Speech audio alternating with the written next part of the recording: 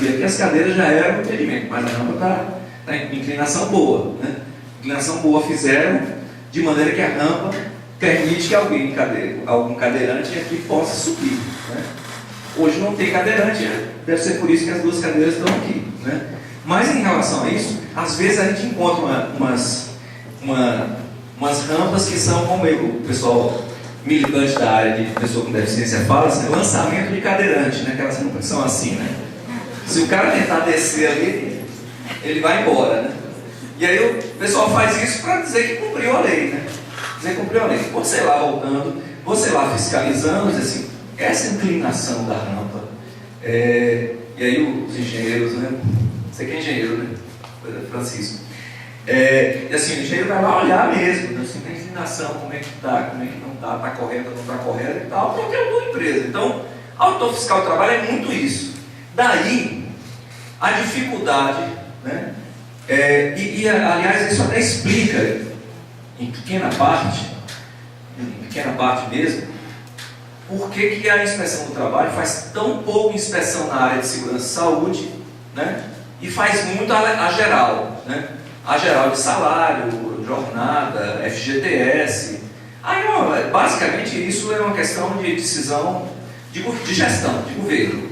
A área de segurança e saúde cada vez mais perde espaço, né?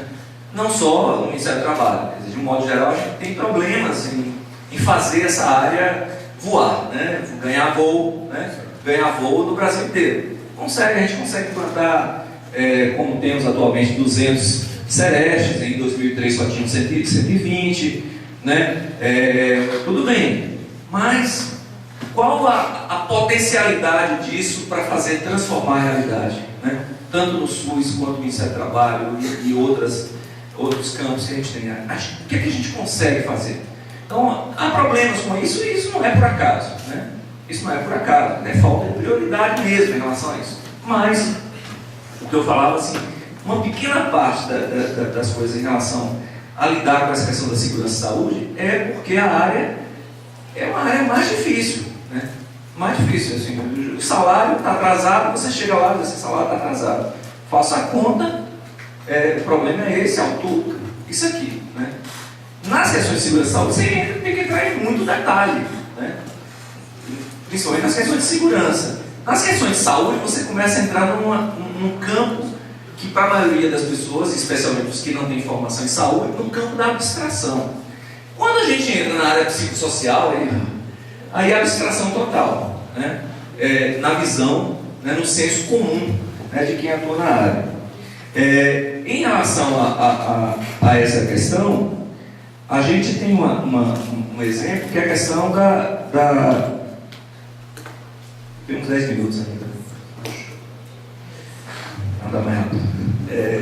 Em relação à questão, a gente tem uma dificuldade, que é a dificuldade, por exemplo, em relação à discriminação. Já existe na lei várias coisas sobre discriminação, mas que é muito pouco fiscalizado. Por quê? Porque é difícil de encontrar, né? É difícil você pegar concretamente e fiscalizar, porque chega um trabalhador denunciando que foi discriminado. Se você não tiver a prova concreta da discriminação, né, como é que você vai, de fato, intervir naquela realidade sob a forma inicialmente, de autuar a empresa e depois encaminhar isso para o Ministério Público para que ele abra uma ação civil pública ou abra um inquérito para verificar? Como isso? Você tem que ter algo concreto. Às vezes acontece. Eu, por exemplo, fiscalizando uma clínica de médio porte, aí uma das coisas que eu pedi lá, não gosto muito de ficar fiscalizando atestado médico, não, mas eu olho atestado para encontrar isso, né? Aí eu assim, meus atestados, eu quero ver se fizeram exame e tal. Lá no meio do atestado, tinha um atestado periódico que tinha um exame, um teste de gravidez, né? E aí, numa situação dessa, você diz assim, interessante, aí você tem que ir com calma, assim, interessante, vocês também fazem teste de gravidez aqui, no periódico, né? Que bom! Fazemos sim, a gente faz para todas as mulheres, a gente faz, aí você pega alguém de empresa que cai na conversa bonitinho, né? E entrega o jogo. E foi esse caso, né? Não, a gente faz, todas as mulheres aqui no periódico, no admissional e no demissional fazem teste de gravidez. Olha, tá legal, tá bom. Aí mudei de assunto. Peguei, copiei, guardei aquilo para mim, eu vou querer cópia disso aqui. Pronto, levei. Né? Levei, pronto. Isso aí foi algo que gerou um auto de infração por discriminação e um encaminhamento para o Ministério Público para que abrisse um inquérito civil específico por discriminação e, ao mesmo tempo, eu ainda mandei também, minutei lá para que fosse encaminhado ao Conselho Regional de Medicina em relação ao diretor médico da empresa. Mas isso é raro acontecer, isso é difícil você conseguir uma situação desse tipo. Mas, pior é se não tivesse. Pior é eu chegar lá e encontrar uma situação dessa e não poder fazer nada, porque não tinha norma para eu, claramente, diante de uma situação que é discriminatória contra as mulheres, eu não poder fazer nada. Né? E aí você não tem como dizer que ali era uma medida de proteção, porque havia um risco, que mulheres grávidas não tinha risco nenhum para a mulher grávida. Então não tinha justificativa. Era simplesmente porque está grávida até logo. Né? Então era essa a situação.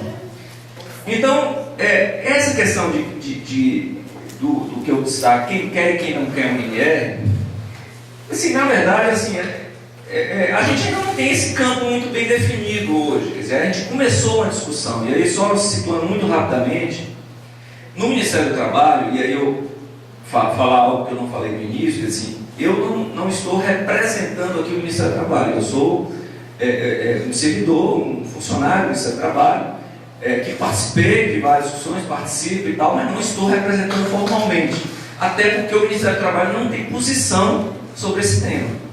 Essa discussão ela começou no ano passado, a partir de um ex-diretor do departamento que demandou, falou, olha, esse tema tem sido questionado por alguns sindicatos de trabalhadores, a questões ligadas ao assédio moral, questões outras ligadas, então a gente precisa discutir isso, né, de alguma forma. Né? E aí eu queria que você se debruçasse sobre o tema e tal.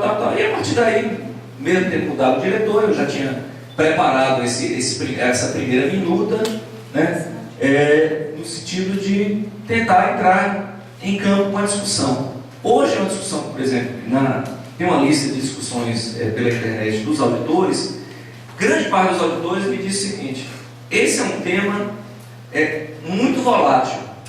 Esse é um tema muito volátil. Não vale a pena ter norma, porque se tiver norma não vamos conseguir fiscalizar. Isso é um problema que a gente vai estar criando para a gente. Né? Então eu vi esse tipo de coisa em várias coisas, no olhar assim, não vale a pena ter uma norma, porque esse é um problema que não tem solução no nosso meio. E aí minha pergunta é, e aí, não faz nada? Né? Não que eu entenda que uma norma regulamentadora vá mudar a realidade, mas você precisaria, ao meu ver, de algum instrumento para você checar, né, questionar dentro do ambiente de trabalho, né, dentro do mundo do trabalho, questionar esse problema. Assim, o que é que essa empresa, essa instituição está fazendo para mudar essa realidade?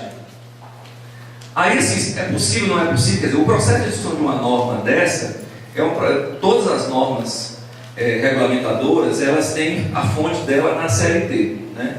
A CLT diz lá, ela autoriza várias MRs, e depois diz que, diante de fatores de risco existentes, o Ministério do Trabalho poderá regulamentar. É o caso. Existem os fatores? Existem. Então, poderia haver uma regulamentação. E a maneira de fazer isso é pelo processo tripartite. Tem que ter representação de governo, de trabalhadores e de empregadores, como chamam. Né? No linguajar da gente é assim, patrões, trabalhadores, lá é empregadores, os trabalhadores se chamam, que os patrões gostam de ser chamados de empregadores, os trabalhadores que são chamados pelos patrões de empregados, eles gostam de ser chamados de trabalhadores, é evidente, e o governo é governo. Né? Então, assim, essa é uma discussão de negociação. Né? Negociação tem um bocado de coisa que eu vou apresentar aqui, embora rapidamente, que dificilmente vai passar fácil, passaria fácil, numa discussão com o patronato. Porque é problema. Né? É criar problema para eles. Né?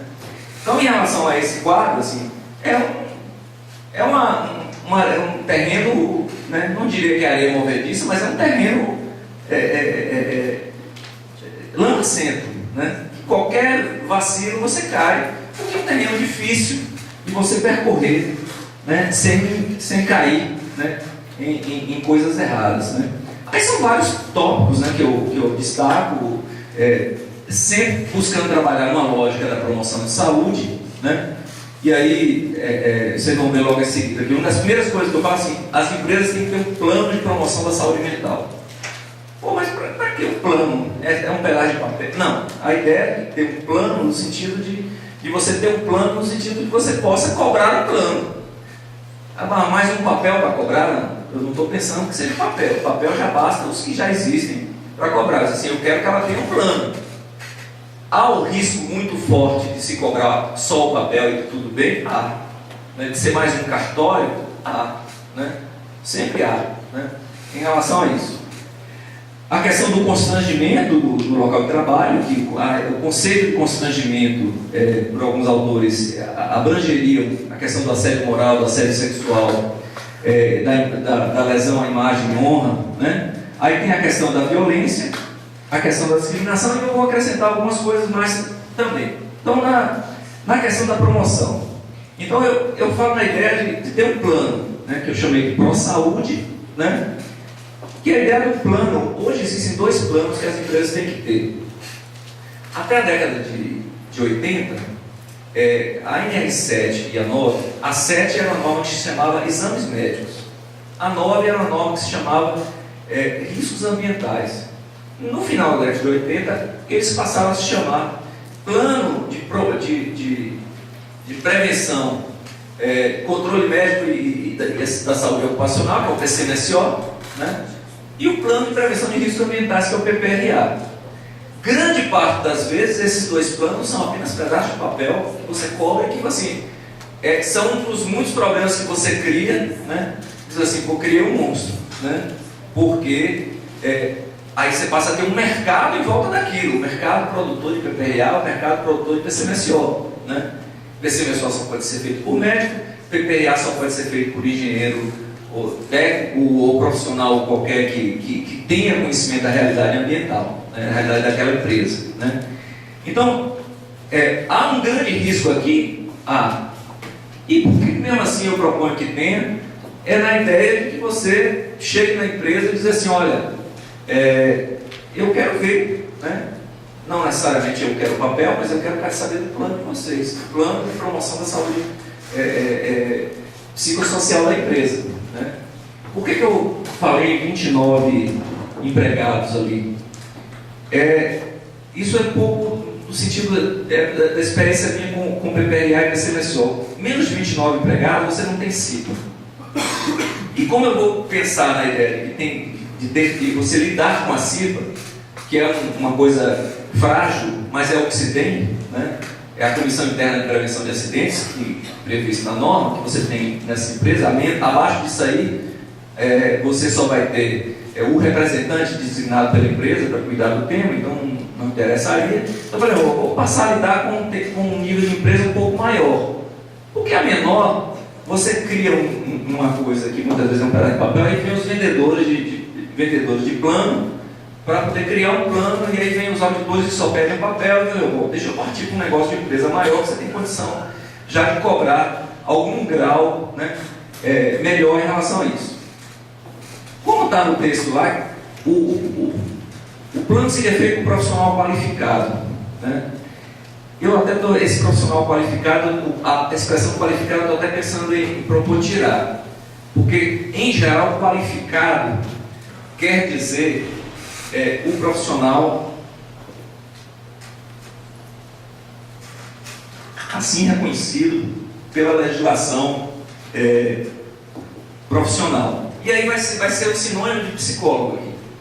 Vai ser sinônimo de psicólogo. Aí você cria uma reserva de mercado, assim como já se criou a reserva de mercado dos médicos, dos engenheiros, dos técnicos, dos enfermeiros auxiliares, mas você cria uma reserva de mercado para os psicólogos. Que legal, do ponto de vista corporativo ótimo. Mas, do ponto de vista concreto, bom, e se você de fato tiver ali um outro profissional que possa fazer isso? Um assistente social, um enfermeiro, até um médico, né? Até um médico, né? Ato falho. Então você pode, em relação a esse processo aí, talvez eu acho que... Mas é preciso ter um profissional e ter a abertura que se tem no PPRA, um profissional que conheça minimamente a realidade da empresa, ou conheça o tema, né? Essa seria a ideia. E aí fazer isso com a CIPA e onde houver com o SESBIT, né? Essa a ideia. E teria um conteúdo mínimo do plano, né? O conteúdo mínimo é o que passa a ser descrito, não vou poder detalhar muito, porque senão a gente... é evidente que eu vou destacar algumas coisas mais nos slides, né? Então, por exemplo, eu passo a destacar o que esse plano tem que ter, né? Então, aí eu vou falar uma coisa que é geral, que assim, eu sei que a questão do assédio moral, do assédio sexual, a questão de modo geral da lesão à honra, essa é uma questão complexa. Que se você enche muita regra, é igual aquela história assim, ninguém namora ninguém porque fica com medo de ser considerado assédio moral ou assédio sexual. Então ninguém paquera ninguém, né? Olhou muito, pode ser acusado, né? Também não é assim, né? Não é assim. Eu acho que assim, isso é argumento de quem quer atacar, né, determinados regramentos mínimos. Agora, que há exageros, há, né? A gente conversava no caminho, quer dizer, a história do politicamente correto, a gente entra numa situações extremamente complicadas. Eu não estou querendo, quer dizer, embora com grande risco, trabalhar no politicamente correto aqui, só, né? No mau sentido, politicamente correto. Existe um bom sentido, né? Então aquela história assim, eu entendo que todo movimento feminista e tal, mas na hora que abriu aqui, eu falei assim, pô, ele não falou aos companheiros e às companheiras essa coisa da linguagem de gênero, né? Que é uma coisa que tem a sua razão de ser, mas a linguagem de gênero ela termina tornando um discurso insuportável, né? Porque você tem que dizer assim, é igual, você já tem central do trabalhador, central de trabalhadores e trabalhadoras do Brasil, né? Assim, se tudo a gente tiver que fazer dessa forma, né, a gente tem que dar um jeito na língua portuguesa, porque senão o nosso discurso ele se complica, né? Mas entendo a razão de ser, né? Perdoe-me as mulheres, em especial as feministas, por esse comentário que pode ser entendido como um comentário machista, mas não é a intenção. Então, o politicamente correto ele tem muito de positivo, mas ele tem muito de risco também. Então, assim, a ideia de que a empresa tem que dizer no seu plano quais são as medidas de prevenção em relação às práticas de agressão ou assédio moral de superiores e de colegas de trabalho. Porque a história hoje já muito falada do bullying é entre iguais, né? O bullying em geral é entre iguais, né? A questão do assédio, a gente sempre pensa no assédio como algo superior para o subordinado. Mas você pode ter essa situação com concordância da empresa, permeando a relação da empresa, por exemplo, na relação entre homens e mulheres. Empresas em que as mulheres são minoria, né? Uma mulher trabalhar na construção civil, por exemplo, é algo, né? Essa mulher é muito firme, muito corajosa, muito disposta, né? Porque não é fácil. Trabalhar uma mulher e prestar o serviço militar. Então, assim, é uma situação que, assim, agora a gente pode entender, esse já é um primeiro problema. Será que deveria colocar essa questão, se for colocar, será que deveria colocar essa questão dos colegas de trabalho? Ou isso a gente cai no politicamente correto? Ou não deixaria somente a questão dos superiores? Se a gente aceitar a ideia de ter uma norma, esse é um problema para a gente pensar. E aí são dados exemplos, né? Medidas destinadas a excluir uma pessoa de atividade, ataques persistentes e negativos ao rendimento profissional, manipulação da reputação pessoal, abuso de poder entendido como menosprezo persistente ou fixação de objetivos com prazos inatingíveis, controle desmedido ou inapropriado, discriminação entre sadios e adoecidos, essas coisas que a gente vê a torto e direito dentro das empresas, né? E geralmente a gente não pode fazer nada. A gente ouve muito falar disso e não consegue caracterizar. Bom, também a mesma coisa que eu mencionei anteriormente em relação à questão do assédio sexual. Aí mais concretamente aí é um tema que a gente tem que, ainda com mais cuidado, observando a questão da chantagem, né? Com o intuito de obter vantagem, e a questão da intimidação, através de abuso verbal ou físico. Questão da lesão à imagem e à honra. A questão também é a mesma coisa, superiores hierárquicos e colegas de trabalho. Ofensas raciais, ofensas relacionadas ao aspecto físico, desempenho profissional, imputação falsa da prática de crime. Essa questão, por exemplo, do item anterior, do desempenho profissional e ligado ao aspecto físico, a questão das pessoas com deficiência, isso é um problema. Às vezes você quer dizer, você pensa que está querendo incluir uma pessoa, diz assim, pô, mas aquele cara, apesar de aleijado, ele produz pra caramba, ele produz mais que você, que é são, né? Olha a quantidade de bagunça que você cria numa frase, né? Aleijado, você coloca ele na condição de um cara que faz mais, ou que na prática deve fazer mais para mostrar que é produtivo, e chama o outro de são, né? E que faz menos do que aquele que é colocado como exemplo de operário padrão, né? Então, esse tipo de situação a gente tem que lidar com cada um, porque existem. Os próprios processos, eu discuto isso um pouco dentro do Ministério do Trabalho, com os colegas que lidam com a questão de inclusão de pessoa com deficiência, que é a questão, assim, meu trabalho do doutorado, muito isso, assim, eu vi situações de pessoas que entraram no trabalho com LER, né, com tendinite de membros superiores, e saíram numa condição de aposentadoria por invalidez. O problema, aliás, desculpe, foi o contrário, ele entrou com uma questão de uma sequela de poliomielite e saiu com tendinite de membros superiores, com invalidez. Então, assim, você incluiu e excluiu. E aí, assim, que trabalho é esse que você está querendo incluir essas pessoas? Né? Então, isso vale para toda a situação que a gente possa criar um mecanismo de inclusão. Aí, na questão da lesão da imagem, no controle abusivo, na questão do toalete, quem não assistiu ainda, não teve a oportunidade de assistir o filme que saiu na Globo News e está disponível no site da Globo, da área dos frigoríficos, é um negócio assim, que vale a pena ver. Essas coisas de ritmo de trabalho, a questão do dano mental. Frigorífico é o campeão, né, nacional em matéria de afastamentos por doenças profissionais no país, né? E assim, você vê aquele ambiente de trabalho e assim, é terrível assistir, mas assim, vale a pena. Vale a pena, não é daqueles assim para convencer a quem come carne a deixar de comer e tal, não é isso, não. Eu também não sou vegetariano, que estou querendo fazer isso com vocês, não. Então, assim, é um processo que de fato, o filme vale a pena assistir. Eu acho que chama Carne e Osso, né, e está disponível no site da Globo ainda. Né, foi feito por aquela ONG Repórter Brasil, ela que produziu. Bom, exigir que o profissional pratique ato contrário à ética, ou antes, vestimenta que expõe ao ridículo, né? Isso já tem na norma, isso já tem na CLT hoje.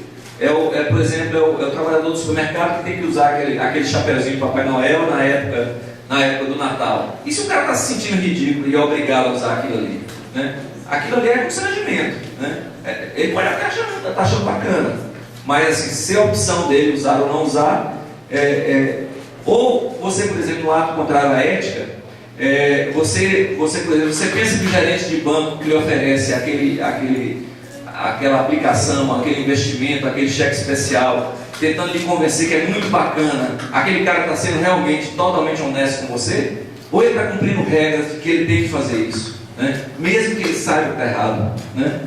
Esse gerente, muitas vezes, eu encontrei casos, assim, gerente com sofrimento mental, então tem que fazer isso todo dia, né?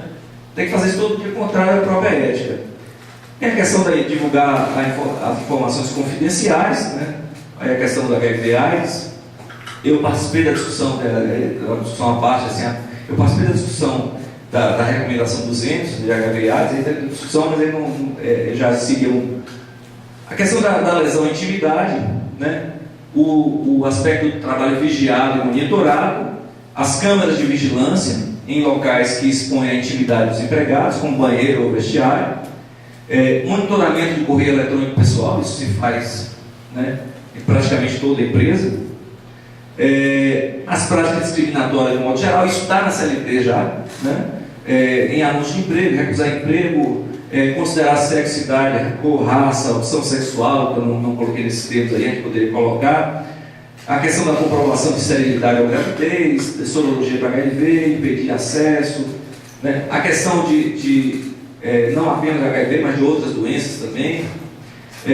Na questão da violência, eu vou desculpar pelo assim, só rapidamente nessa questão aqui do tempo, a questão dos planos de segurança.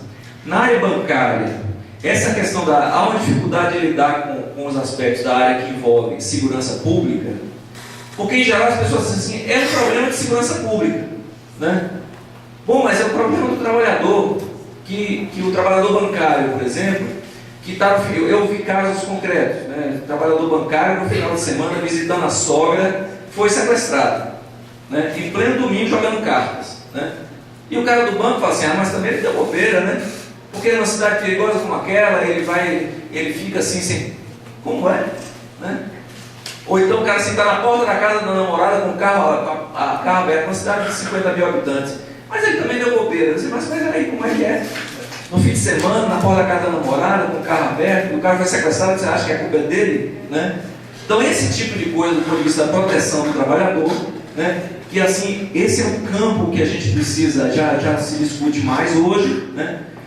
Mas é a questão assim, qual é a proteção que se dá a empresas que lidam com valores, lidam com assalto e sequestro, qual é a proteção que a gente está dando aos trabalhadores nessas empresas? Então assim, se todo o campo até aqui a gente não tiver condição, esse campo daqui é um campo que a gente precisa normatizar com urgência, né? No sentido de proteger esses trabalhadores, particularmente aqueles que sofrem situação de estresse pós-traumático e suas famílias, né? Que aqueles bancos e aquelas empresas que lidam protegem o trabalhador, mas todo o impacto em relação às famílias ninguém lida. Meu tempo já foi para o espaço. Então, em relação à questão de considerar a prioridade a avaliação psicológica dos trabalhadores expostos, né? O encaminhamento dos dependentes à assistência médica e psicológica, e havendo a possibilidade de mudança de posto de trabalho se houver consentimento informado, né? Aí tem aspectos ligados, por exemplo, com motorista de pessoal de ônibus, né, de empresas de modo geral de transporte.